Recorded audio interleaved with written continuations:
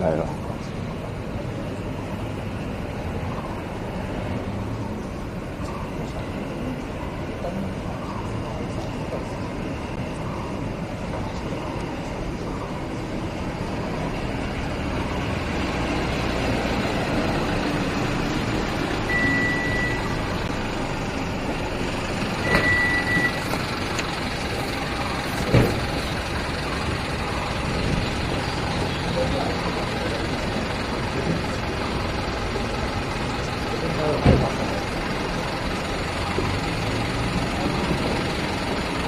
Hello, sir.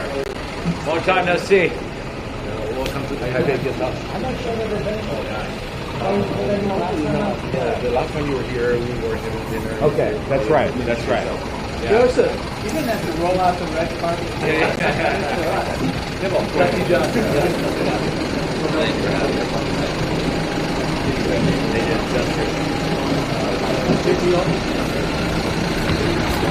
The president will be over. Okay, great.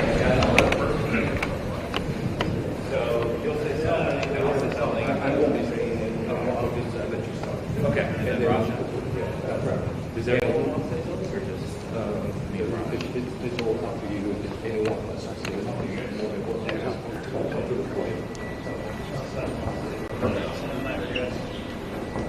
Let's welcome the arrival of the Foreign Minister and the U.S. Congressional Delegation.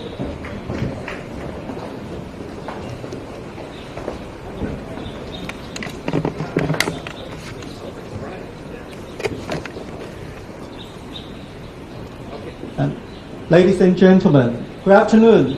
Welcome to the press event for the U.S. Bipartisan Congressional Delegation led by Chairman Mike Gallagher of the House Select Committee on the strategic competition between the United States and the Chinese Communist Party. First, please allow me to introduce our distinguished guest, Minister of Foreign Affairs, Dr. Joseph Wu, Representative Mike Gallagher, Chairman of the House Select Committee on the CCP, Representative Raja Krishnamurthy, Ranking Member of the House Select Committee, Representative John Mullenar, Representative Seth Morton, Representative Dusty Johnson. And in the beginning, I would like to invite Minister Wu to address the audience. I didn't realize I had to say anything, but I want to welcome the distinguished member of the Select Committee to come to Taiwan. As we know very well, Taiwan has been under tremendous military, economic, and also hybrid coercion by the PRC. And therefore, for us, China or the PRC is a prime issue for us. And the committee led by Chairman Mike Gallagher has been a tremendous supporter of Taiwan. And we would like to welcome them to Taiwan to speak about our bilateral relations with the United States, to speak about the regional situation, and most important of all, we want them to tell us how Taiwan and the United States are going to work closer with each other in order for us to be able to deal with the coercion presented by the PRC.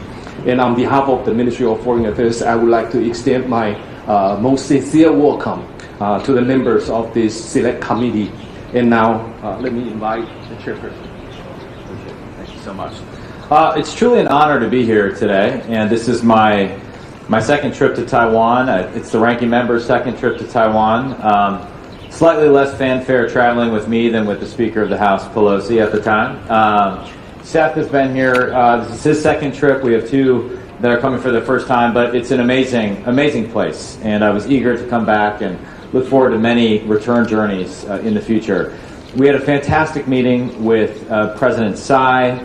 She's been a remarkable friend and partner, and really a partner of this committee, because one of the biggest and first things we did was welcome President Tsai at the Reagan Library in the United States for a day that really set the tone for our entire committee's work, and what a historic and remarkable presidency she has had. We also had a great meeting with President-elect William Lai, and we're very excited about just the opportunity to continue to deepen the partnership between the United States and Taiwan, and very confident that that will happen in the future.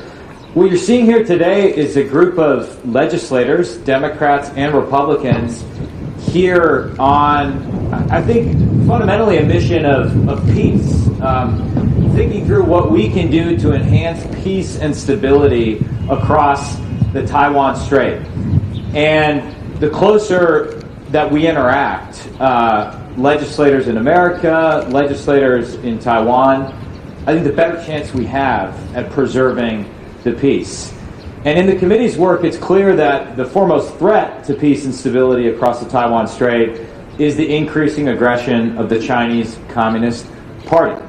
That is the mission we've been tasked with, is understanding that threat and figuring out ways we can, in bipartisan fashion in the United States, combat it in pursuit of peace.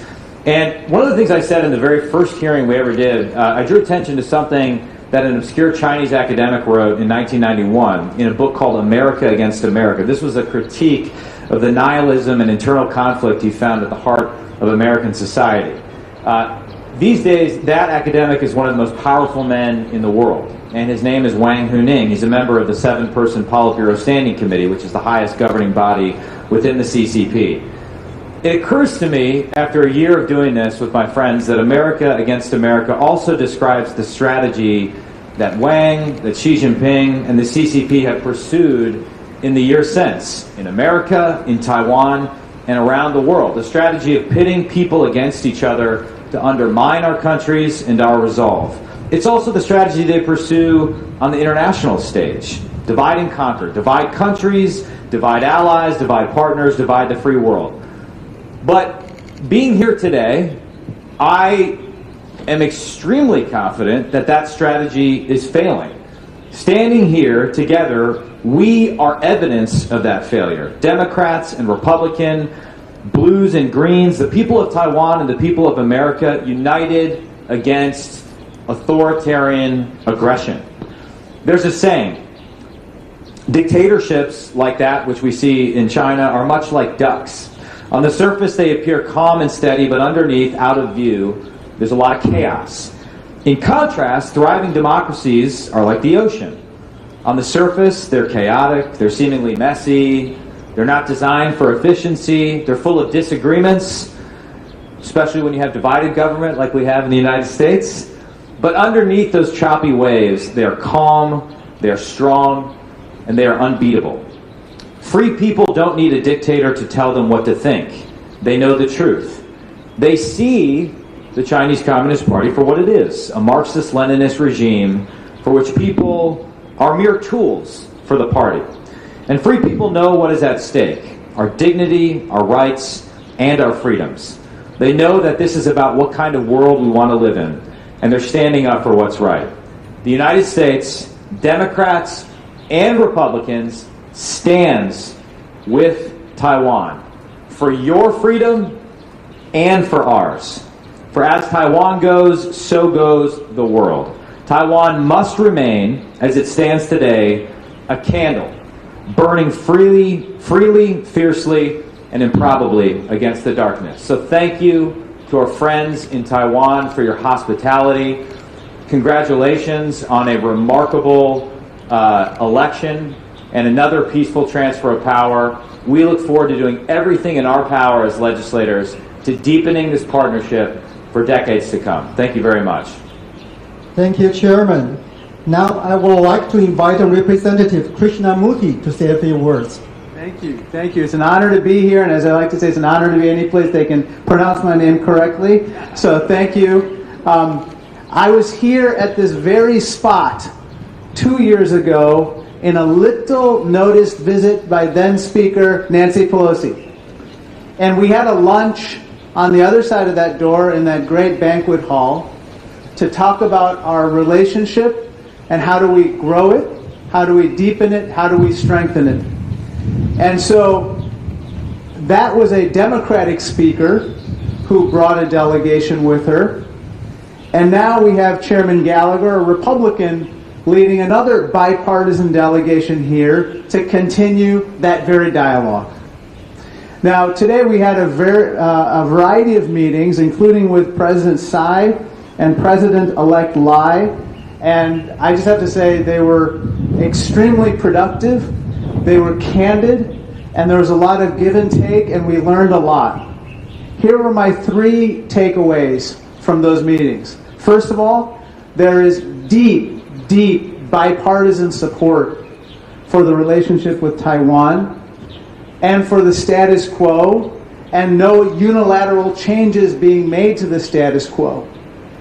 We strongly support President-elect Lai and President Tsai's continuing insistence that all differences between the PRC and Taiwan be resolved peacefully. That's very important.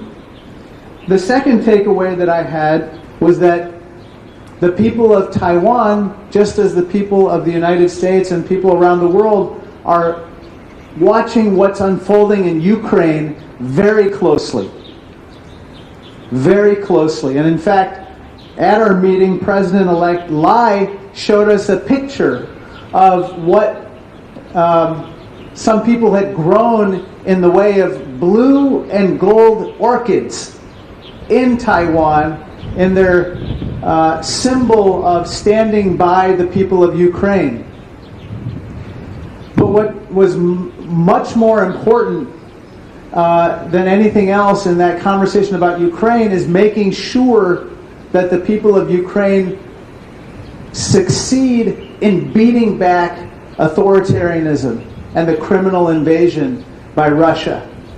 And that is why we are so keen on making sure that the supplemental appropriations bill that the U.S. Senate has sent to make sure that Ukraine is properly aided actually succeeds in the House as well. Because as President-elect Lai made very clear, and President Tsai, if for some reason the Ukrainians do not prevail, that will only encourage hostilities against Taiwan. The third takeaway is that same supplemental package has important resources for the Indo-Pacific region. And again, all the people that we talked about said it was so important for us to continue to invest in the Indo-Pacific defenses. It's about discouraging hostilities, discouraging conflict, and making peace. So with that, I say thank you again. Thank you, Representative. And now I would like to open the floor to questions. Because the delegation has a busy schedule, we will only take 4 questions. So if you have questions, raise your hand and tell everybody your name and the medium you belong to. And Ben.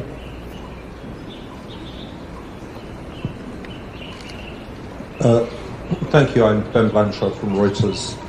Chairman Gallagher, we've seen over the last couple of weeks, former President Trump has has expressed many doubts about the role of NATO and about supporting Ukraine, which everyone is well aware of. If President Trump wins re-election at the end of this year, do you think that these comments about NATO and about Ukraine are a worrying sign of support for continued support for Taiwan? Do you believe that under a Trump administration that there would be continued support for Taiwan, or might there be a rollback of support? Thank you. Well, I'm very confident that support for Taiwan will continue regardless of who occupies the White House, in large part because of what you're seeing here today. I actually think support for Taiwan in the United States Congress, which is supposed to be the dominant branch of our government. Article 1 is where most of the power constitutionally lies in our republic.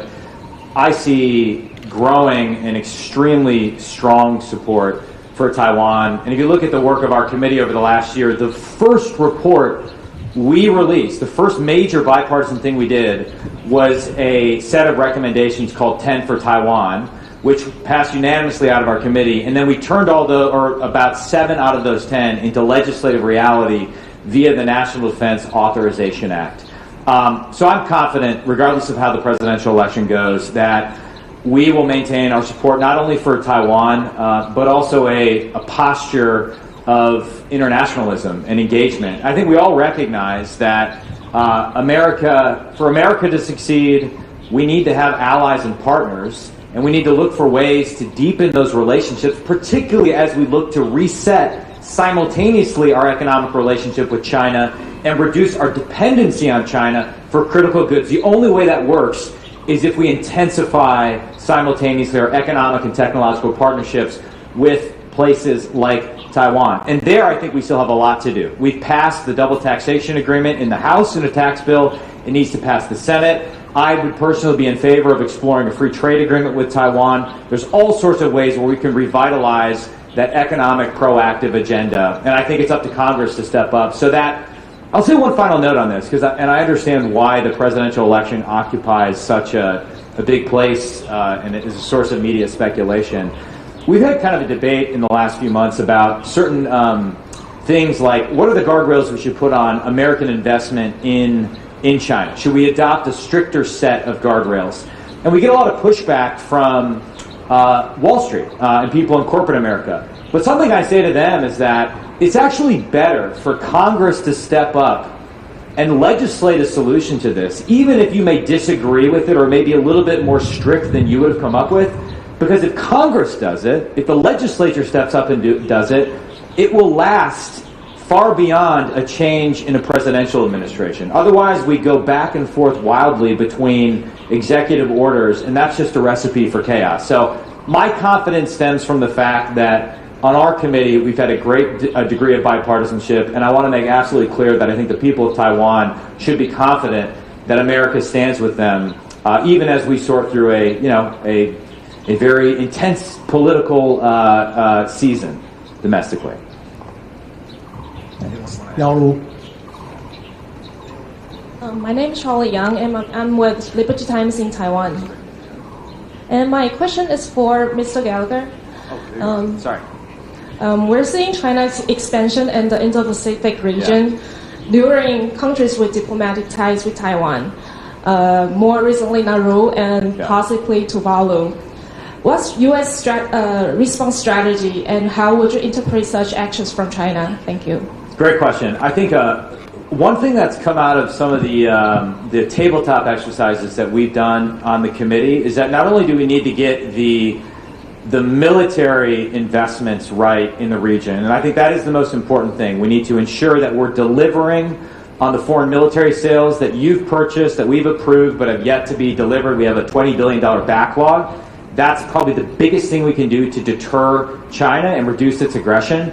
But we also need a coordinated economic strategy with our allies and partners, so we're not making up a response when China does something that could be labeled economic warfare. We're not trying to improvise what the sanctions response is. And so doing a lot more thinking with Taiwan, with some of our treaty allies in the region, about a coordinated allied framework to resist CCP economic coercion, I think is the direction we need to go. You mentioned Nauru. I think it's fair to say, and Mr. Moulton actually, we were talking about this earlier, he just returned from, he was in Japan before this.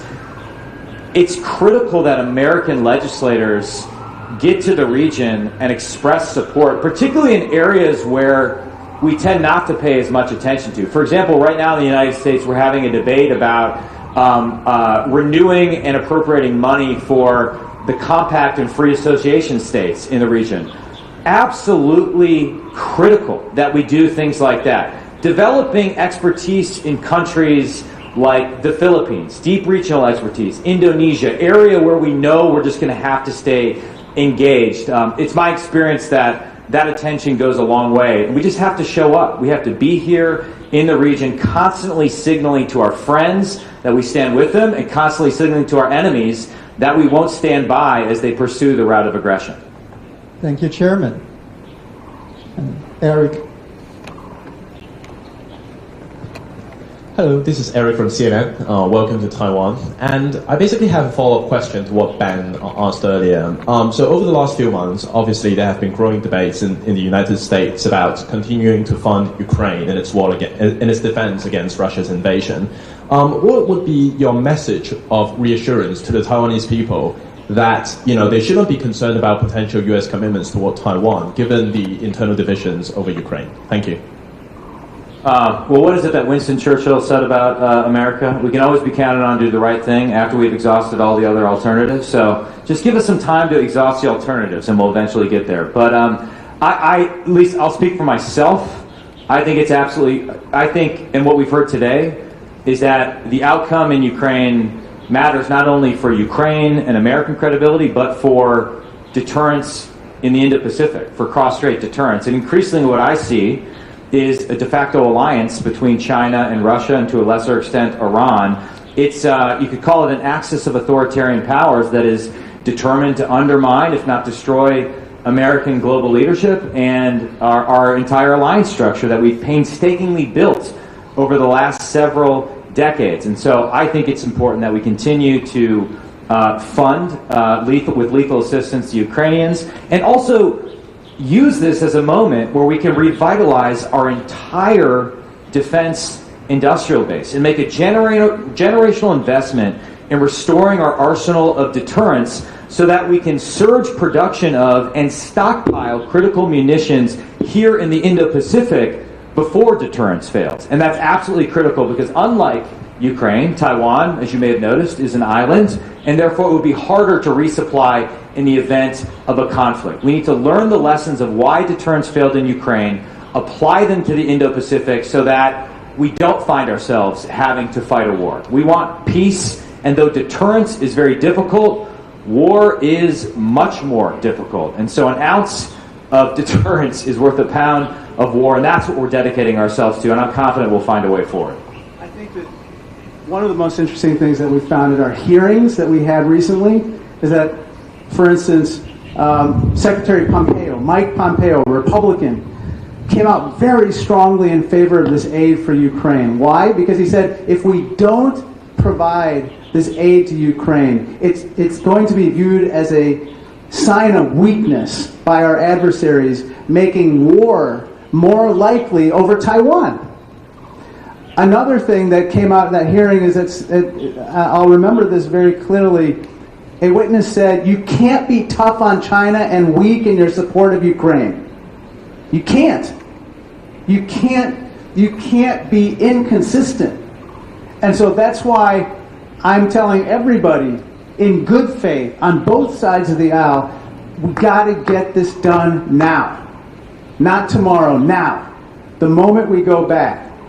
And it's going to take time once we pass that aid for it to actually get translated into actual equipment and material on the battlefield.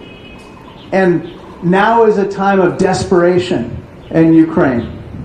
And we cannot flinch in the face of what I think is evil.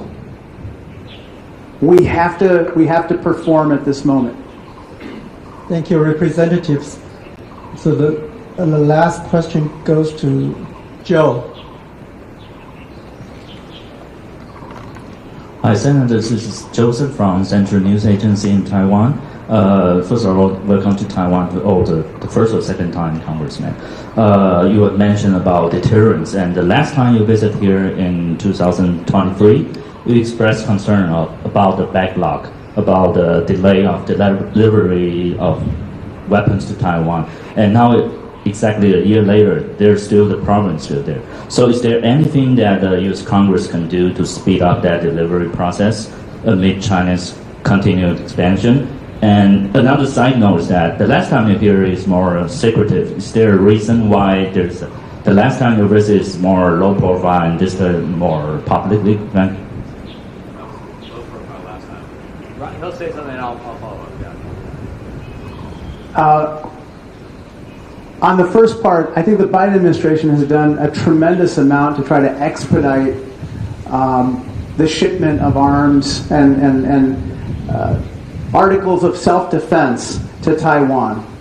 All that being said, we know that the defense industrial base is under tremendous stress right now, and that's why, as part of our 10 for Taiwan recommendations, one of the things that we have recommended and Chairman Gallagher has championed as a member of the House Armed Services Committee is multi-year appropriations. This is something that's the biggest no-brainer ever, and yet we're not doing it in Washington, D.C. What that means is basically allowing companies that produce, say, bullets, to know that there's going to be business or demand for those bullets over a certain number of years, as opposed to just 1 year. If it's just 1 year, they'll only make investments to make sure that enough bullets are completed that 1 year. But what we're realizing is that we need it over an extended period of time. So that's the fundamental challenge that we have. But another thing that we talked about is that we should start thinking about what we can co-produce here in Taiwan with regard to those items where perhaps you don't need a lot of intellectual property to be transferred, but you do need industrial capacity to be dedicated to it. So for instance, 155 artillery. This is in incredibly short supply around the world. We know this in Ukraine to be the case. And Taiwan could be a potentially great partner in the production of 155 millimeter artillery. But there's so many other attritable items. These are items that we know would be required for deterrence that they can make locally, and that we don't have to worry about necessarily stressing the supply chains in other parts of the world. Mike? Well, in addition to, well, first of all, the backlog remains a huge problem, and it's something I try and raise at every opportunity, and I think it's a fixable problem, which makes it even more frustrating. Part of it has to do with the way in our system authority over foreign military sales is divided between the State Department and the Defense Department, and then in Congress between the Armed Services Committee and the House Foreign Affairs Committee. It creates jurisdictional issues and oversight issues, but the ranking member is absolutely correct. In my opinion, the single best thing we can do is provide multi-year appropriation for critical munition, which allows these companies to move from minimum sustaining rates of production to maximum production rates and invest in workforce, in facilitization, and everything you need to go to 240 long-range anti-ship missiles a year, and you can list the other systems. One creative option that I've encouraged the administration to pursue is taking the harpoons that we have in our inventory, which we're about to put into deep storage, about 200 of them, we're going to just kind of put them into deep freeze, reconfiguring them, and then allowing them to be delivered in an expedited fashion to Taiwan, as well as something you saw in our report, which was moving Taiwan to the front of the line for priority for the delivery of harpoons. That will require some creative diplomacy with some of our Gulf allies, but I think that's absolutely doable going forward. As for the nature of the visit being more high profile than last time, I mean, I was by myself last time, and so I just, you know, and I think you had a high profile visitor from the Defense Department at the time who stole all of my thunder and got all the news headlines, which was fine. But I think this time, since we have a bipartisan delegation, and since you just had an election, we thought it was very important to publicly send a signal of unified American support for Taiwan. And we felt like that would be a good signal, not only just here in Taiwan, but throughout the region. I also have to say your shoes are great. I really like those. You got to tell me where I can purchase a pair of those. Those would not be low profile, though, if I purchased those. Thank you, Representative. Before we conclude this press event, so at the request of all media friends, so I would like to invite all our distinguished guests and the minister one step forward for a group photo.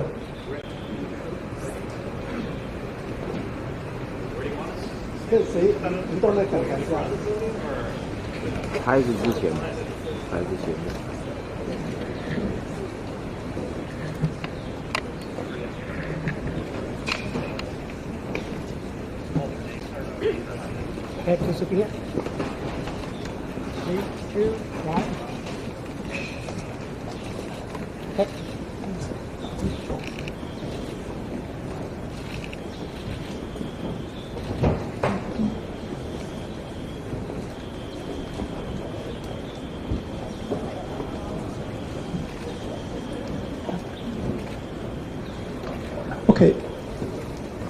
Okay, let me thank once again for the delegation for traveling from afar to be with us today. I also like to thank all media friends for attending this event. Thank you very much and wish everyone a good day.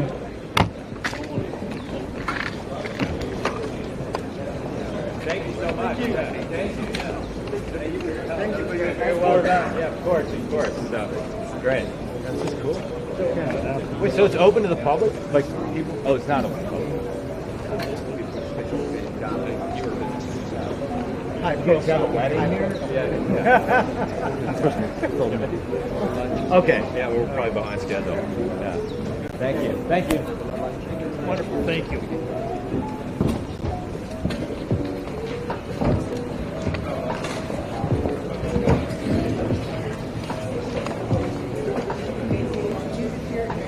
在外面就好，就这样子。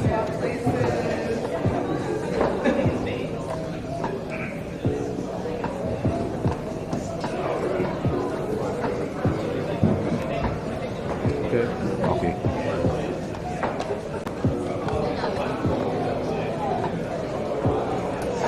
好，谢谢。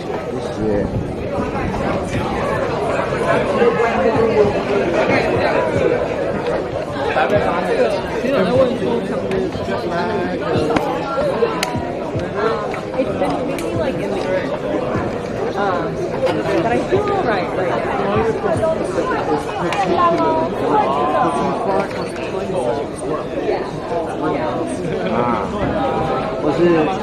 对于经常外食的现代人来说，实在很难确保每天能摄取到足够好菌，也因此越来越多人选择在生活中补充益生菌来帮助肠道健康平衡。